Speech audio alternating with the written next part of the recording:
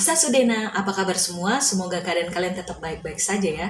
Seperti keadaan kami di sini tetap baik-baik saja. Oke, sekarang hari ini saya akan memulai dengan review salah satu film dari karya Netflix, yaitu dengan judul Lost Girls. Jadi girls ini artinya banyak ya. Jadi bukan hanya satu gadis, tapi beberapa gadis. Nah, kisah ini sendiri sebenarnya dimulai dari seorang ibu yang bernama Mary Gilbert yang mempunyai 3 orang putri. Anak pertamanya bernama Shannon, yang kedua Sherry, yang ketiga Sarah. Film ini sendiri dirilis tanggal 28 Januari 2020. Sutradaranya sendiri bernama Liz Garber. Nah, seperti biasa, salah satu favorit film saya bergenre thriller misteri dan ini ada di film ini. Jadi buat para donganers yang menyukai genre thriller misteri, patut menonton film karya Netflix ini. Film Netflix ini sendiri tayangnya di beberapa bioskop negara luar, tidak tayang di bioskop negara Indonesia sendiri. Kata kunci dalam film ini adalah search. Search sendiri kan artinya mencari, tapi yang di sini yang dicari bukanlah barang atau benda. Yang dicari adalah anak. Oh ya, satu lagi, film ini berdasarkan kisah nyata. Seperti kayak kita nonton di film, itu kan biasa ditulis based on true story. Jadi berdasarkan kisah nyata. Film ini dimulai dari seorang ibu tadi yang bernama Mary Gilbert. Dia mendapatkan telepon dari anak pertamanya yang bernama Shannon. Shannon menjanjikan akan pulang. Namun sampai waktu yang dijanjikan, itu anaknya ini Shannon tidak datang-datang gitu loh. Nah, sang ibu pun akhirnya merasa khawatir. Setelah ditunggu kurang lebih sekitar hampir 2 hari, nah, si ibu pun akhirnya melaporkan ke polisi. Karena ini di luar kebiasaan mereka gitu. Kalau misalnya anaknya, si Shannon yang memang tidak tinggal di rumah ibunya dan kedua adiknya tadi, itu misalnya datang, biasa tidak setelah ini datangnya gitu, atau memenuhi janji mereka. Tetapi ini sampai 2 hari juga ditunggu-tunggu tetap tidak datang dan tidak memberikan kabar. Adiknya si Shannon, anak kedua, Sherry ini sudah menelepon kakaknya tetapi selalu masuk mailbox, kemudian inbox. Ada apa gitu loh, ini di luar kebiasaan yang seharusnya. Setelah 48 jam atau sekitar 2 hari, akhirnya sang ibu Mary Gilbert melaporkan kehilangan anaknya, yaitu Shannon. Pada saat ibunya melaporkan ke polisi, polisi ini menanggapinya acuh tak acuh gitu. Karena mungkin memang pekerjaan polisi kan bukan hanya mencari satu orang, katanya saat itu. Tetapi ya banyak gitu loh. Karena polisinya ini menanggapinya ke acuh tak acuh, ya mungkin kondisi beban kerja polisinya juga sangat banyak dan keadaannya sangat letih gitu lah. Ditambah dengan mengetahui pekerjaan anaknya ini ternyata katakanlah pekerjaan yang tidak baik. Nah, mohon maaf seperti PSK, seperti paling dia akan kembali lagi sama kalian. Akhirnya sang ibu dan kedua adiknya pergi ke Long Island. Jadi Long Island ini merupakan tempat terakhir komunikasinya sang ibu, yaitu Mary Gilbert dengan anaknya Shannon. Setelah mencari kurang lebih di beberapa tempat di Long Island dan tidak menemukan anaknya, mereka pun kembali ke kotanya. Beberapa hari kemudian, seperti biasa ada mobil patroli polisi yang membawa anjing pelacak itu. Kebetulan lewat di daerah sekitar di Long Island juga ya, tetapi tepatnya di sekitar Oak Beach. Kemudian tempat itu juga biasanya dijadikan tempat kumpul-kumpul remaja, orang dewasa, tempat pesta lah gitu. Pada saat itu anjing si polisi ini pengen buang air gitu loh. Nah, dibiarkan oleh si polisi ini. Tak lama kemudian menggonggong lah anjingnya ini gitu. Itu artinya tandanya kan dia menemukan sesuatu. Kemudian si polisi ini melihat bahwa ternyata yang ditemukan anjing ini adalah tulang belulang manusia. Itu sekitar 6 orang gadis pinggiran pantai Oak Beach. Kemudian datanglah polisi satu persatu seperti itu dan Ibu Mary Gilbert ini pun dihubungi untuk melihat apakah memang ada benda-benda yang ditinggalkan ini milik anaknya. Dan setelah dilihat, kemudian diperiksa oleh forensik, tidak ada yang cocok dengan DNA-nya atau katakanlah barang-barangnya juga tidak ada yang cocok dengan milik Shannon. Dia sangat bersyukur dan tetap berharap bahwa anaknya tetap hidup sampai saat itu.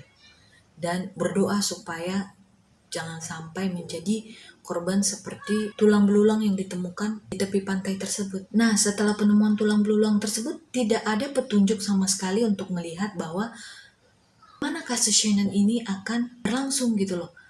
Petunjuknya minim, saksinya juga tidak ada. Si ibu juga jadi bingung, ini seperti apa kelanjutannya.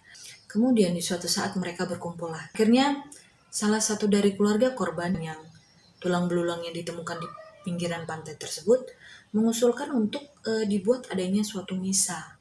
Jadi mereka akan berkumpul bersama untuk memperingati atau katakanlah mengenang, juga mendoakan gadis-gadis yang sudah menjadi korban pembunuhan tersebut.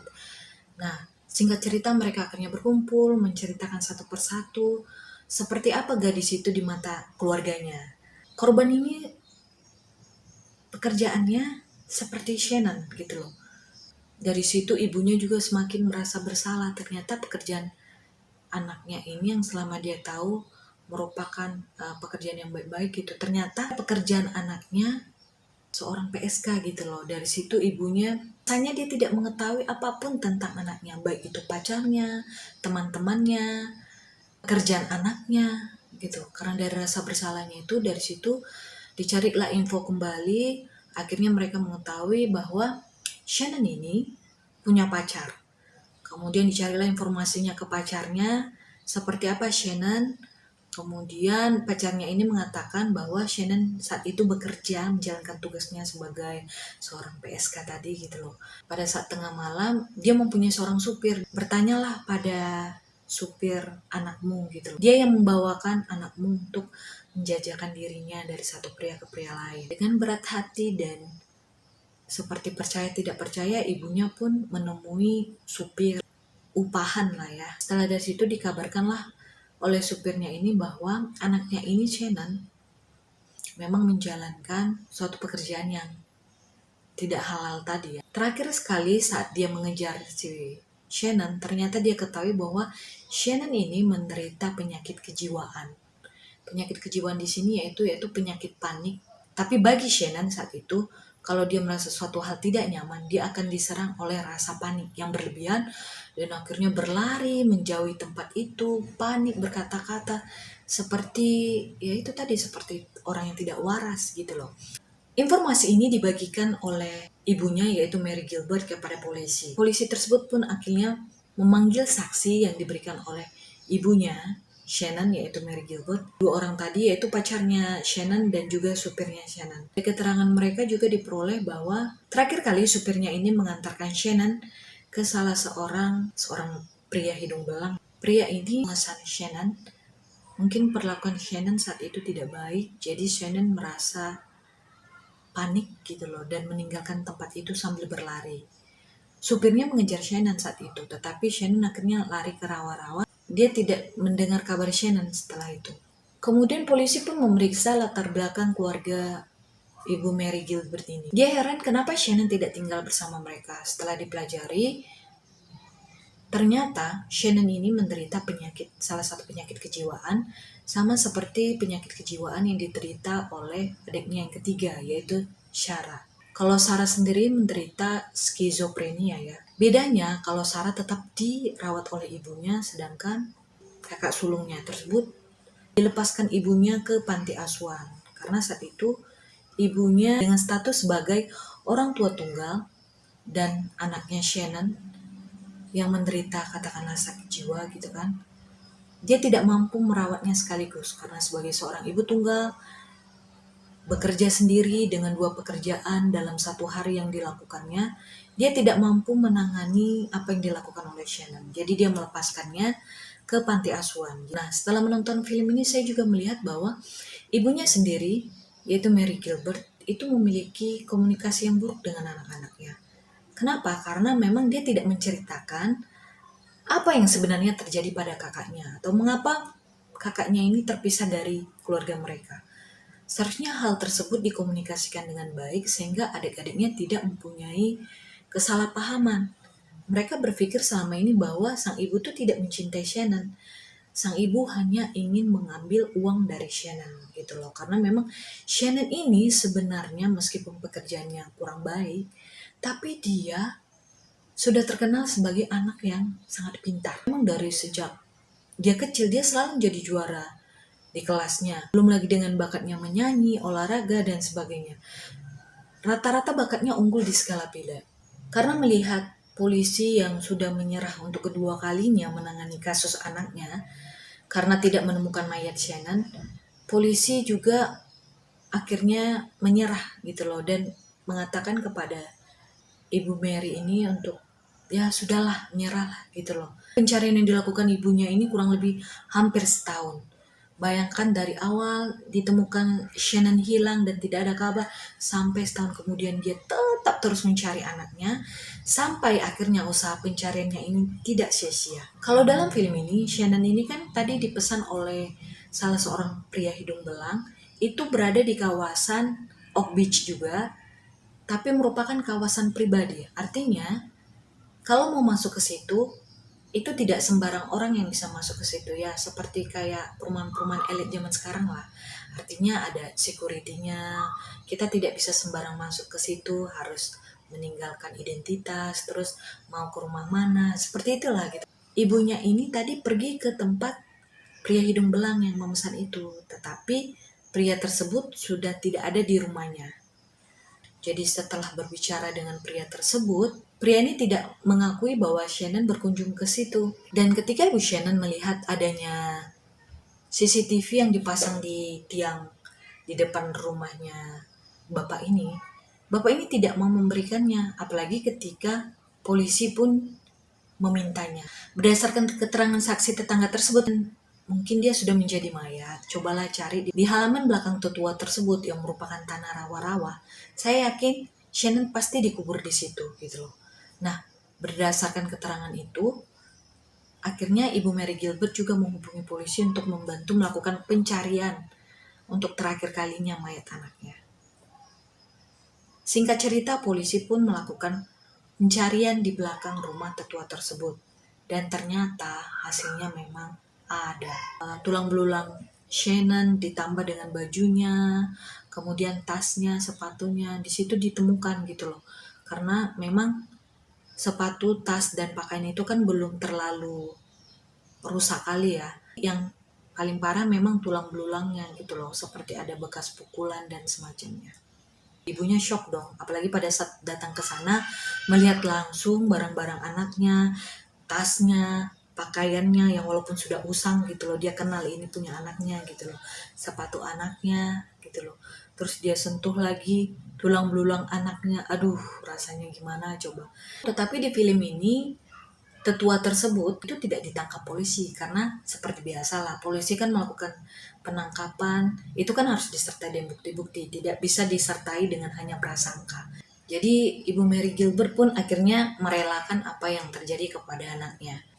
Bisa dikatakan memang film ini unhappy ending gitu loh. Ternyata dengan pencarian yang terus-menerus dilakukan Ibu Mary Gilbert dan kedua adiknya serta para keluarga korban lainnya yang turut membantu mereka, seperti yang saya katakan di awal, yaitu diangkat dari kisah nyata. Pada kehidupan nyatanya, Ibu Mary Gilbert tersebut sebenarnya mempunyai 4 orang putri.